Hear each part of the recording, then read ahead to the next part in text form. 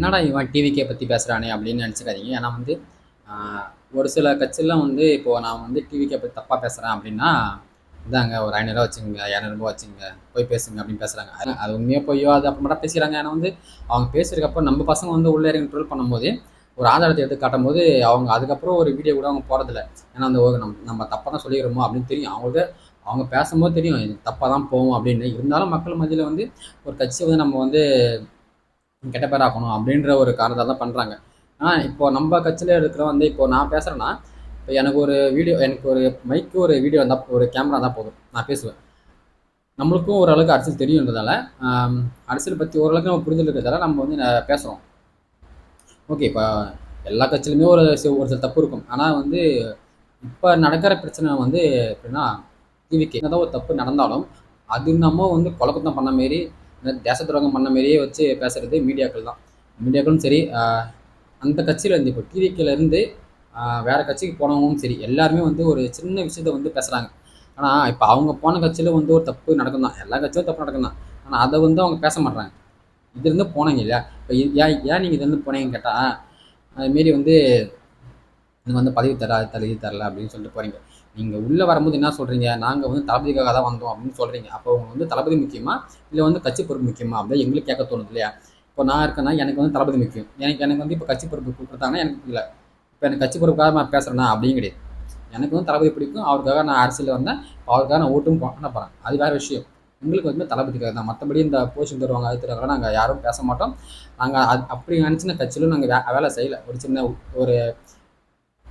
ஒரு சில உதவியாகட்டும் நாங்கள் யாரும் அந்த கட்சி போஸ்டிங் தருவாங்க அப்படின்னு நாங்கள் யாரும் வேலை செய்யலை. எங்களுக்கு தளபதி பிடிக்கும், அவருக்காக நான் ஓட்டு போடுவோம். அவ்வளோதான் எங்களுடைய பாயிண்ட்டு.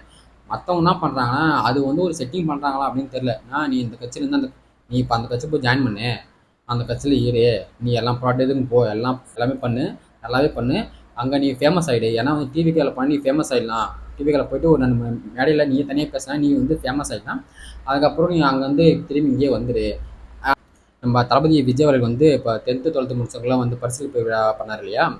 அதில் வந்து என்ன சொன்னார்னா, நீட்டே வந்து வாழ்க்கை கிடையாது, இன்னும் பல துறைகள் இருக்குது, நீங்கள் அதிலும் சாதிக்கலாம் அப்படின்னு ஒரு சொன்னார். அது வந்து எப்படின்னா, இப்போ நீட்டால் வந்து ஒரு சில மாணவர்கள் வந்து அந்த எக்ஸாமுக்கு பயந்தும் சரி, அந்த எக்ஸாம் எழுதிட்டு நம்ம பாஸ் ஆகுமா ஃபெயில் ஆகுமா அப்படின்றும் சரி, நிறைய பேர் சாப்பிட்றாங்க இல்லையா. அதுக்காக தான் அவர் சொன்னார். ஏன்னா நமக்கு வந்து நிறைய தொழில் இருக்குது. டாக்டர் துறையே வந்து ஒரு இதாக இல்லை, நமக்கு நிறைய தொழிலுக்கு நீங்கள் எல்லாத்துக்குமே ட்ரை பண்ணுங்க அப்படின்னு அவர் வந்து ஒரு எல்லாமே சாவறாங்களேன்ற ஒரு நல்ல இடத்த சொன்னார். ஏன்னா மீசியா நான் அதை எடுத்துட்டான், இது எடுத்துட்டான், அந்த பிரின்ஸ் எடுத்துட்டான், இது எடுத்துட்டான் அப்படின்ற சொன்ன ஒரு சின்ன பிள்ளைத்தனமாக தான் இருக்குது இது நான் பார்க்குறேன்.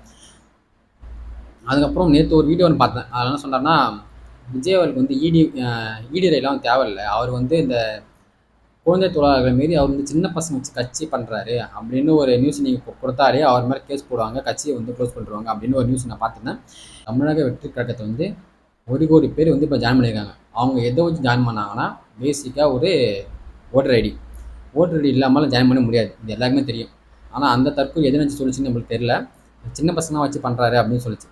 இப்போ வந்து 1 கோடி பேர் ஜாயின் பண்ணிக்கிறாங்கன்னா, அந்த 1 கோடி பேருமே வந்து 12 வயசுக்கு மேலானவங்க தான்.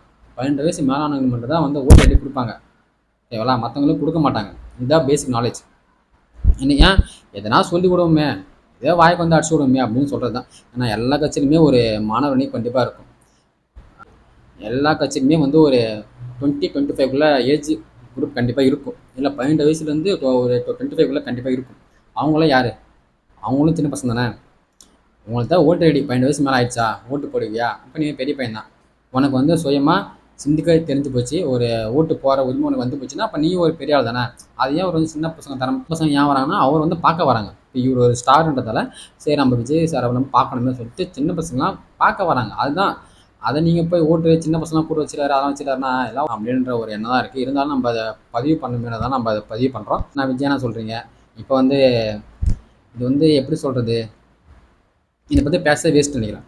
ஆமாம், நம்ம தலைவர் சொன்ன மாதிரி இக்னோர் நெகட்டிவிட்டி நம்ம கொஞ்சம் தள்ளி கொண்டே இருப்போம். ஏன்னா இன்னும் எவ்வளோ பேர் நம்ம கட்சியில் இருக்காங்கன்னு தெரியல எப்படி.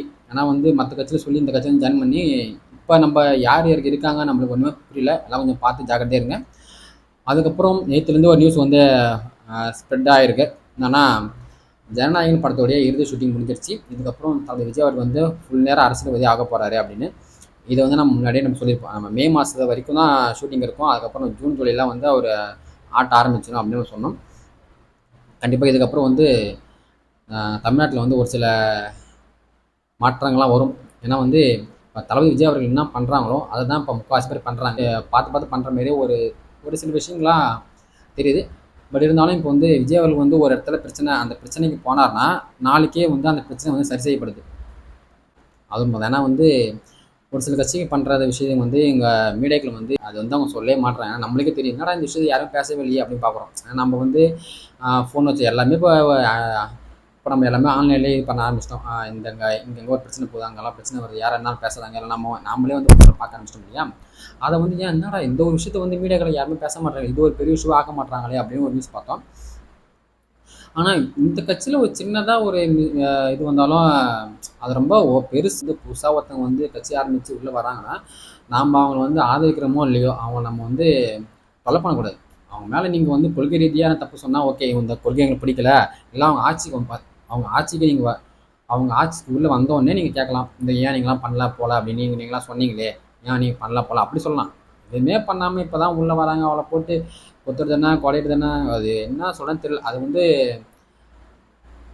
விஜய் வந்தார், ஏன் விஜய் அதை செய்யலை, ஏன் விஜய் எது செய்யலை, அவர் எதுக்குக்காக செய்யணும்? அதான் அவர் எதுக்கு செய்யணும்? அவர் ஒன்றும் ஆட்சிக்கே வரல, இன்னும் ஃபர்ஸ்ட் எலெக்ஷனே பார்க்கல. இப்போ தான் அவர் வந்து எல்லாத்தையும் பண்ணி உள்ளே வராரு. அதுக்குள்ளே அவர் செஞ்சுட்டாரா, இது செஞ்சுட்டாரு, இது செய்யலடா, அந்த கொஸ்டின் நீங்கள் ஏன் வேற யாரை பார்த்து கேட்க மாட்டேன்னு கேட்குறாங்கல்ல, அது நீங்கள் பதில் சொல்லணும்ல.